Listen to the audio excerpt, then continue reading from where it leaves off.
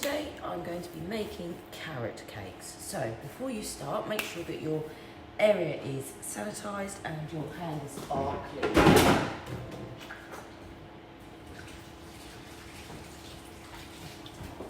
Okay. Right, so washcloth needs to be dampened and go underneath the chopping board so that it doesn't slip. Okay, now we are ready to go. So, I'm going to prepare my carrot. So, first thing we need to do is peel the carrot.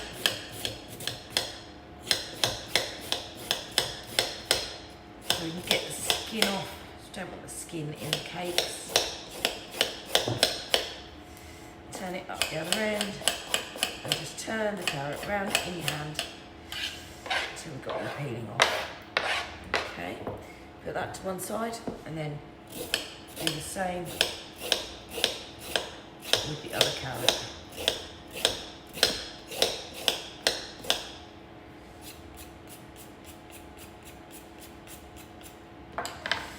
Right, get rid of all the peelings, we don't want that. And then you're going to top and tail your carrot. Okay? Like so.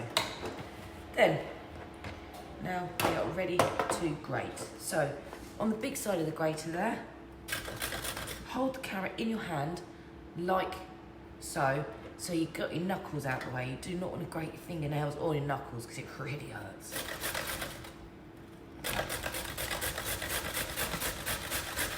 Okay, so, as you can see, virtually half my carrot gone. My hands are still intact because I haven't held it too close to the grater.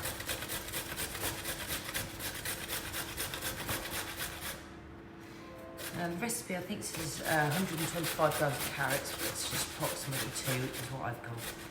So you'll do the same. Okay, now, so that's a really small bit of carrot there. I'm going to start grating my hands soon, so I'm just going to put that to one side and grab the other carrot.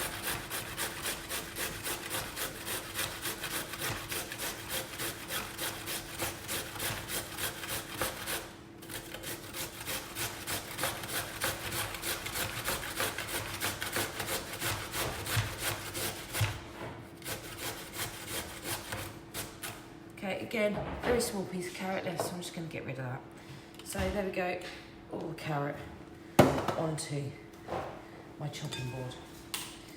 So, a bowl, let's sieve my flour into the bowl.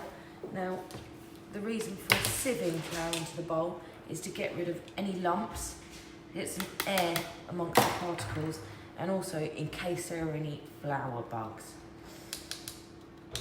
Okay, so that's now sieved into there. To that, I'm going to add in my carrot.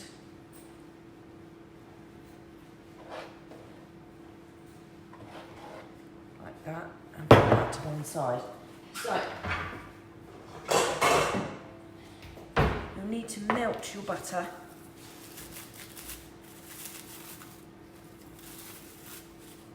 So I'm just going to put that onto the hob for a few minutes. Now let's bring the bowl back, get the sugar in there. Okay, that's stuck. Right. So basically we're going to mix this up as a cake batter. We've got our melted butter and the egg. Now I'm going to put some sultanas into the recipe. If you don't want to add sultanas, you don't have to. You could add orange. Orange is quite nice with carrot. Or you could even make a topping to go on top of your cakes using icing sugar and cream cheese and lemon.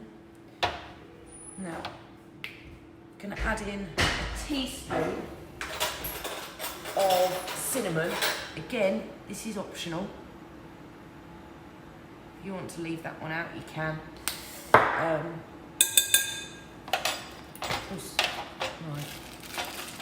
I'm going to give a teaspoon of baking powder as well.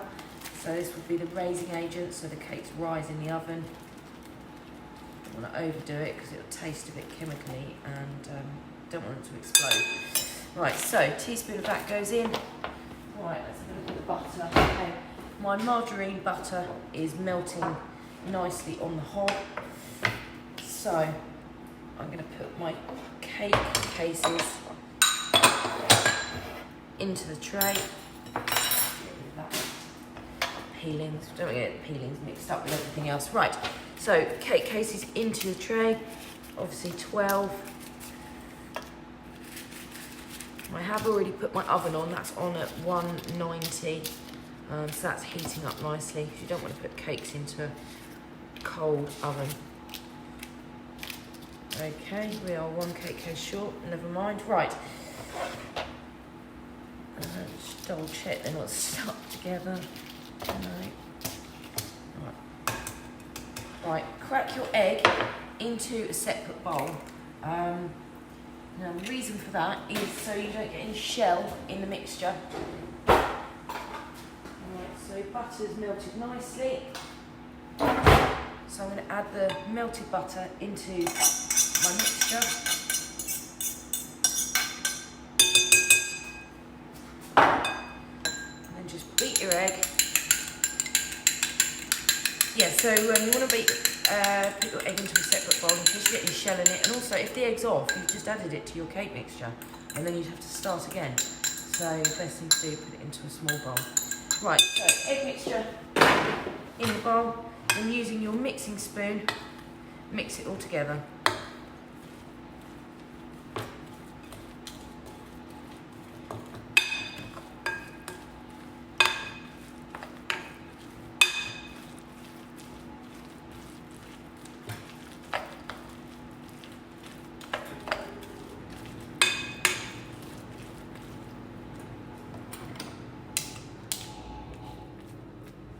Now, if you feel your mixture is looking a bit dry, you can always add in just a splash of milk, just to loosen it all up a bit.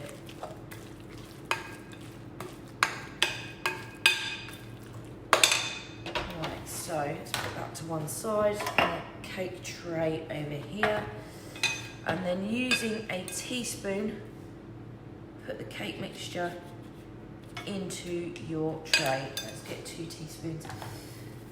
That's the best way to do it. I'm just going to put this in the wash.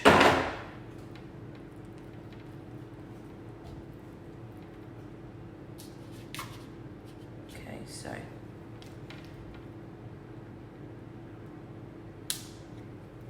try not to get the cake mixture all around the outside of the tray. Looks a lot tidier if you can just get it in the cake case, and also it saves on you washing up.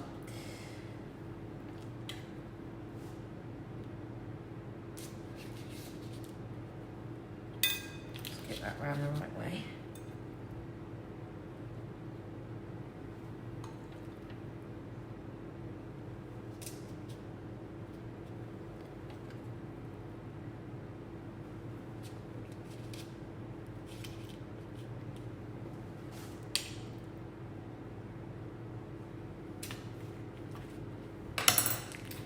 Made a best of that one. Right, there we go, sorted that out.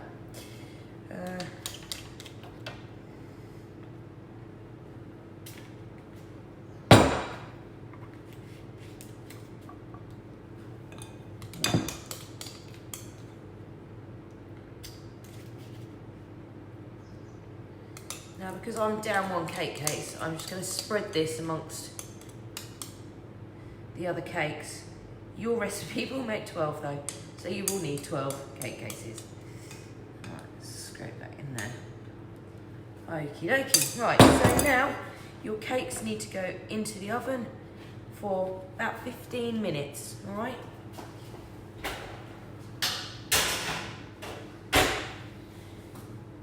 Right, we will be back in a bit.